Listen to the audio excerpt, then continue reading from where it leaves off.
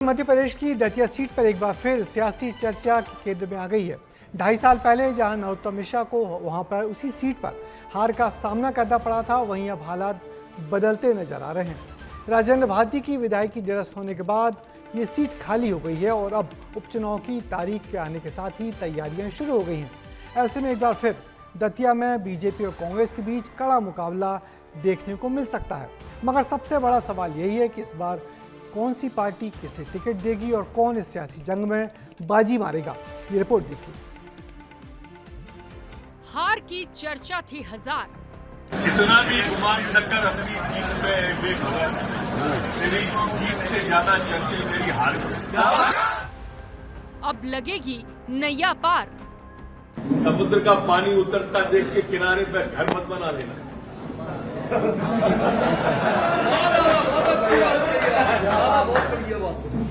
मैं लौट के आऊंगा, ये वादा है।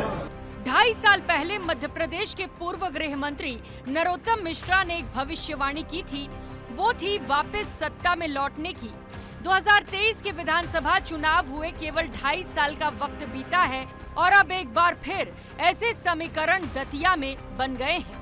नरोत्तम मिश्रा दतिया सीट से 3 बार विधायक का चुनाव जीते हैं, लेकिन 2023 में उन्हें हार का सामना करना पड़ा।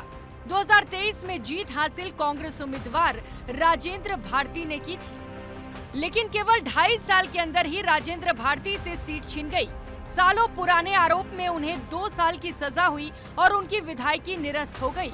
इसीलिए अब एक बार फिर दतिया में उपचुनाव होने हैं। ऐसे में जनता के मन में अब सवाल यही है कि कौन सी पार्टी किसे अपना उम्मीदवार बनाएगी।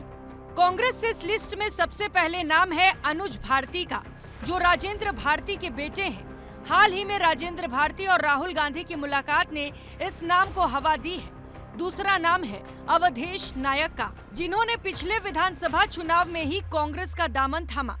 2023 में भी इन्हें टिकट दिया गया था, लेकिन कांग्रेस की अंतर्कलह के कारण इनका नाम काटा गया था। तीसरा नाम है घनश्याम सिंह का। ग्रामीण क्षेत्रों में उनकी सक्रियता लगातार बनी हुई है। 2023 में उन्होंने सेवड़ा विधानसभा सीट से चुनाव लड़ा था, लेकिन उन्हें हार का सामना करना पड़ा था।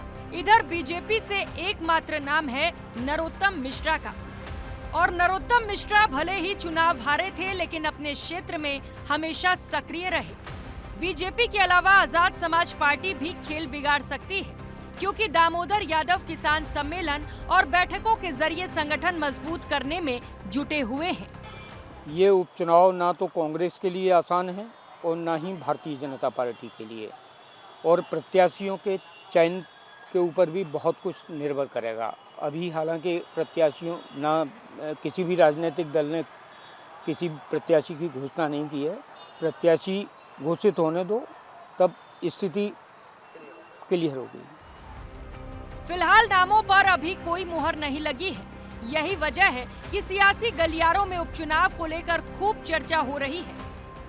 भारतीय जनता पार्टी का कार्यकर्ता दीक्षित प्रशिक्षित रहता है। हमारे यहाँ परंपरा है कि निरंतर हमें काम कैसे करना है, उसके लिए प्रशिक्षण होते हैं हमारे। और चुनाव में तो हमें कोई दिक्कत है ही नहीं। हमारे पास बूथ तक कार्यकर्ता है, बूथ की इकाइयाँ हैं, हमारे पास त्रिदेव हैं। सर्वोच्च नेतृत्व ये देख के करता है कि विनेबल कैंडिडेट कौन है, जीत कौन सकता है, जीत की किसकी अधिक संभावना है, क्या समीकरण है।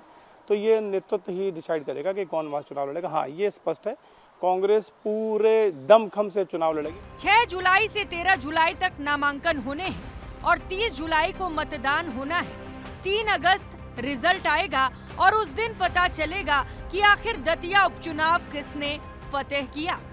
एक तरफ भाजपा को मजबूत पकड़ बरकरार रखने की चुनौती होगी, तो वहीं दूसरी ओर कांग्रेस को गुटबाजी से ऊपर उठकर एकजुटता दिखानी होगी। उम्मीदवारों के ऐलान के बाद ही चुनावी तस्वीर पूरी तरह साफ होगी। कैमरामैन संजय चंदेल के साथ अनिल गौर, विस्ता न्यूज। तो दतिया उपचुनाव को लेकर उम्मीदवारों की तस्वीर फिलहाल तो पूरी तरह साफ नहीं है। मगर जहां बीजेपी की ओर से सिर्फ और सिर्फ डॉक्टर नरोत्तम मिश्रा का ही नाम है, तो कांग्रेस का नामों पर मंथन लगातार जारी है। कल जीतू पटवारी भी दतिया पहुंच रहे हैं। वहीं दूसरे छोटी दल भी मुकाबले को दिलचस्प बना सकते हैं, इसमें कोई दो राय नहीं। कुल मिलाकर यह उपचुनाव सिर्फ सीट का नहीं बल्कि बीजेपी सरकार की नाक का सवाल भी है। क्योंकि पिछला विजयपुर का उपचुनाव बीजेपी हार गई थी, इसलिए बीजेपी इस बार अलर्ट रहेगी। सिर्फ नरोत्तम मिश्रा पर ही भरोसा जताएगी। बीजेपी और कांग्रेस दोनों के लिए ये जीत बहुत जरूरी है।